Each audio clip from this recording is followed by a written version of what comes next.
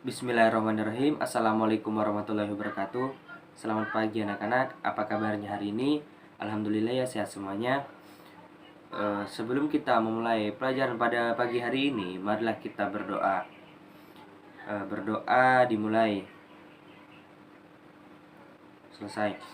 Nah, jadi pelajaran pada hari ini adalah Al-Quran Hadis. Dan pada Al-Quran Hadis kali ini kita akan membahas tentang surat Al-Fatihah.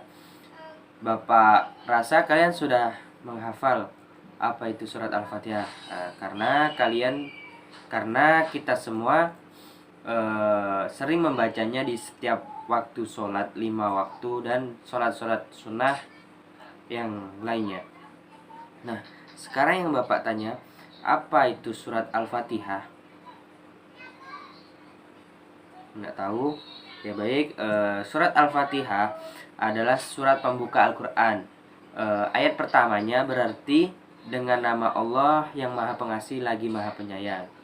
Nah, surat Al-Fatihah merupakan surah pembuka dalam Al-Quran. Surah ini juga diturunkan di Mekah yang terdiri dari 7 ayat, dan surah pertamanya yang dibaca seseorang dalam setiap rakaat sholat. Nah, ya kan? Kita membacanya di setiap waktu sholat, karena itu rukun sholat. Surat Al-Fatihah ini memiliki banyak nama, diantaranya Ummul Kitab, induk kitab, ya kan?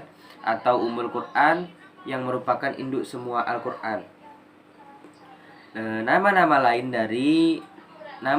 dari surat Al-Fatihah yaitu Asbabul Mitsani, yaitu 7 yang berulang-ulang, karena jumlah surah Al-Fatihah sebanyak 7 ayat yang dibaca berulang-ulang dalam sholat. Atau juga nama lain dari surat Al-Fatihah adalah Asy-Syifa atau Ar-Ruqyah. Nah, jadi bunyi surat Al-Fatihah yang pertama adalah Bismillahirrohmanirrohim, yang artinya dengan menyebut nama Allah yang Maha Pengasih lagi Maha Penyayang.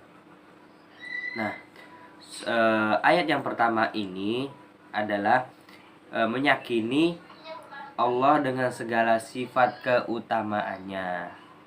Nah, bunyi ayat yang kedua Alhamdulillahirabbil alamin, yang artinya segala puji bagi Allah, Tuhan semesta alam. Ayat yang kedua ini meyakini bahwa Allah telah mencurahkan kasih sayangnya dan menciptakannya serta mengatur alam semesta, karena Allah adalah sang penguasa alam. Kita lanjut ayat yang ketiga, bunyinya Ar-Rahmanir-Rahim, yang artinya yang Maha Pengasih lagi Maha Penyayang. Ini sama ya seperti ayat yang pertama, yakni meyakini bahwa Allah dengan segala sifat keutamaannya. Bunyi ayat yang keempat adalah Maliki Yaumiddin, yang menguasai hari pembalasan. Nah, ayat yang keempat ini adalah meyakini bahwa Allah yang mengetahui dan menentukan hari akhir. Bunyi ayat yang kelima adalah Iyyaka na'budu wa iyyaka nasta'in, yang artinya hanya kepadamulah kami menyembah dan hanya kepadamulah kami meminta pertolongan. Bunyi ayat yang kelima ini adalah meyakini bahwa tidak ada zat lain yang patut disembah dan dimintai pertolongan kecuali Allah Subhanahu wa ta'ala. Sehingga ayat ini berisi tentang keikhlasan, kepasrahan, dan totalitas. Bunyi ayat yang bunyi ayat yang ke-6 Ihdinas shiratal mustaqim, yang artinya tunjukilah kami jalan yang lurus. Nah, Yang maksud dari ayat ke-6 ini adalah hendaknya manusia hidup dengan mematuhi segala perintahnya dan meninggalkan segala larangannya, agar Allah selalu menunjukkan umatnya ke jalan yang benar dan mudah. Dan yang terakhir atau surat ke-7 atau surat terakhir, siratal ladzina an'amta 'alaihim ghairil maghdubi 'alaihim waladdallin, amin. Yang artinya yaitu jalan orang-orang yang telah Engkau beri nikmat kepadanya, bukan jalan mereka yang dimurkai, dan bukan pula jalan mereka yang sesat. Nah, ayat yang ke-7 ini sama dengan ayat yang ke-6, yaitu hendaknya manusia hidup dengan mematuhi segala perintahnya dan menjauhi segala larangannya, agar Allah Subhanahu wa taala menunjukkan kita kepada jalan yang benar. Nah, jadi kandungan surah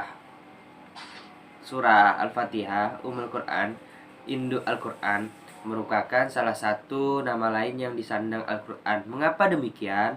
Karena isi kandungan ke-7 ayatnya merupakan intisari dari Al-Quran, meliputi akidah, ibadah, syariah, keyakinan atas hari akhir, keimanan atas sifat mulia Allah, pengesahan dalam penyembahannya, juga permohonan pertolongan melalui doa.